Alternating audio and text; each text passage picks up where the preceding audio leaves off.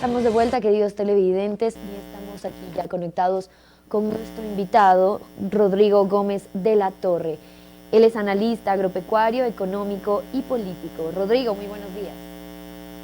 Pamela, muy buenos días a toda la bella provincia de Loja. Rodrigo, estamos aquí con ustedes para hablar acerca de un tema de interés nacional, no solo local, es algo que está azotando a todas las familias y población ecuatoriana, que es la inseguridad en Ecuador. ¿Cuál es su criterio ante este tema? A ver, yo creo que estamos viviendo un momento de cambio y sí creo firmemente que la declaración formal de combate contra la corrupción, la narcocorrupción, está evidenciándose. ¿A qué voy? Cuando usted ataca al narcoterrorismo, ataca a la corrupción, obviamente esta va a defenderse. Es normal y estoy hablando en términos generales. Pero cuando nosotros nos ponemos a analizar ya acción y reacción, y solamente para enfocarnos en la última semana, cuando vimos que aparece la situación de corrupción de Nielsen Arias, y qué bueno que la Fiscalía norteamericana esté ejecutando acciones concretas, y aparece que ya en Nielsen entra a cooperación eficaz, entra a un sinnúmero de temas en que se van a denunciar asuntos, absolutamente se vuelve un caos del país y comenzamos a ver problemas en las cárceles de Guayaquil, la cárcel de Durán, la cárcel de Esmeraldas y posteriormente los atentados en Santo Domingo. Y claro, nunca faltan las noticias falsas con respecto a las situaciones de Quito. Rodrigo, Posteriormente al feriado vinieron los conatos y los problemas en la cárcel del Inca en la ciudad de Quito. Pero vemos que se le picó a la corrupción desde el gobierno norteamericano, desde la Fiscalía norteamericana, y absolutamente comenzó a saltar pus acá en el Ecuador, en otros lados. Rodrigo, ¿y cómo esta inseguridad, estos temas de corrupción, de narcocorrupción, están afectando económicamente a los pequeños comercios, a los grandes comercios, a toda la economía del Ecuador? ¿Cómo está afectándolo? Estamos viendo en los pequeños comercios. La ciudad de Esmeraldas desde hace varias semanas atrás ya está hablando que está cerrando los locales mucho tiempo antes. Esto implica, obviamente, el local cerrado es menos comercio, es menos actividad comercial, es menos turistas a ciertas zonas que restringen también sus decisiones de viaje por el temor a poder ser afectados por los temas de violencia e inseguridad que se viven. Esto deriva en un estado de emergencia para poner en orden la casa y este estado de emergencia lleva a un toque de queda que esperamos que se pueda revisar en los próximos días, pero claro, 9 de la noche en ciudades como Guayaquil, Daule, Santo Domingo, Esmeraldas, en estas provincias que más bien tienen un clima cálido y agradable para poder salir en las noches, pues ya se ven restringidos. Pero vamos al otro lado también. Cuando hablamos de esta corrupción, ahorita hemos hablado de los pequeños negocios, pero las grandes inversiones que requiere el Ecuador en materia petrolera, por ejemplo, para cumplir lo previsto en el presupuesto general del Estado para el 2023, vamos a tener que tener inversión extranjera. Y la inversión extranjera, cuando se topa Petroecuador y sale PUS, también se restringe.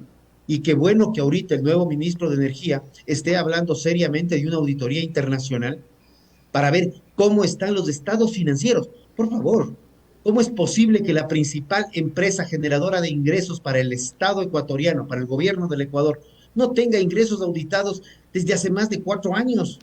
Esto es una vergüenza. Esto debería llamarnos la atención a los ecuatorianos también para poner un llamado de atención a los gobiernos y decir, esto no puede continuar, y no solamente en esa empresa, sino ver cómo está la situación de las empresas públicas. Y si el gobierno o el Estado no tiene capacidad del manejo adecuado, transparente y correcto de las empresas públicas, concesionenlas al sector privado o entreguen administración al sector privado, donde sí se tenga transparencia, inversión y generación de riqueza. ¿Esta sería alguna una acción que puede tomar el gobierno para evitar, para frenar esta corrupción que está cambiando y está alterando tanto la economía de nuestro país?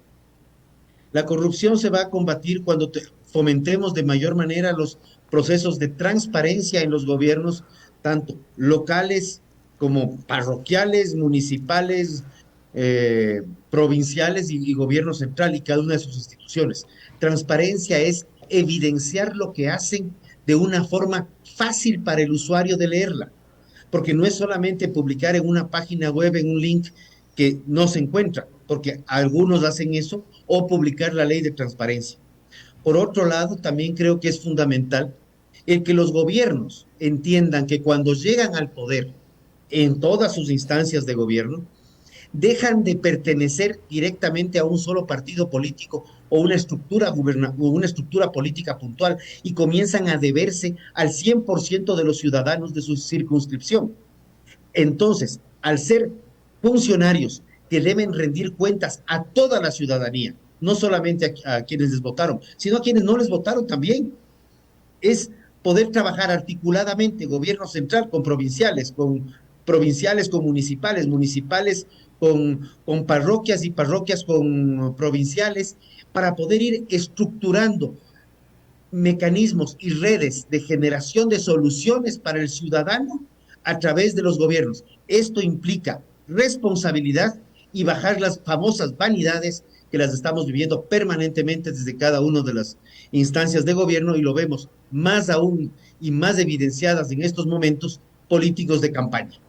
Rodrigo, volviendo al tema de la inseguridad, netamente la inseguridad social que se está viviendo en Ecuador, ¿cuál usted cree que sería una consecuencia, una acción que deba que tomar el gobierno para frenar definitivamente esta ola de delincuencia? Uno de los temas es una articulación completa en los sistemas de seguridad. Hay sectores donde ya el ECU 911 con la municipalidad y con la Policía Nacional están articulando acciones conjuntas.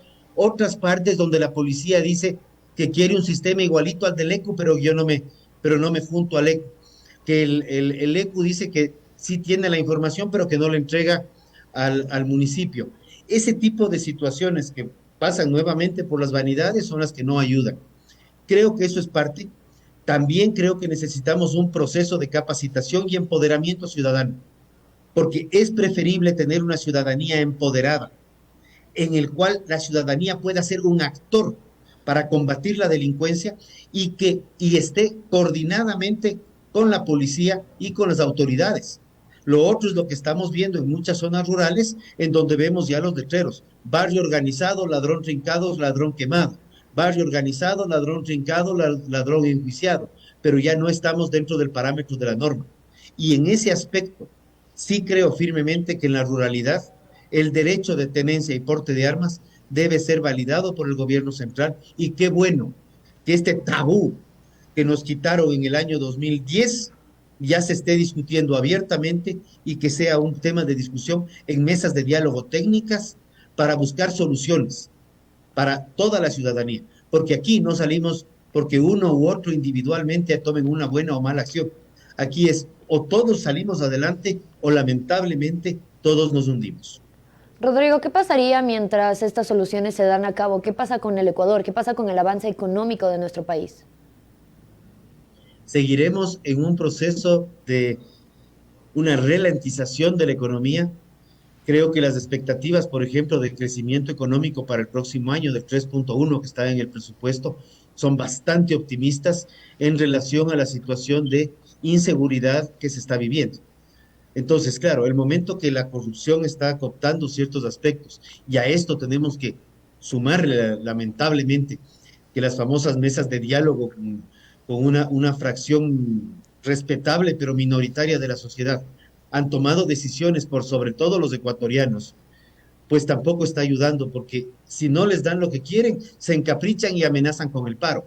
Y eso también es otra cosa que ahuyenta la confianza, y al ahuyentarse la confianza se ahuyenta obviamente la inversión. Sería de tomar acciones netamente las poblaciones, todos los ciudadanos y también el gobierno.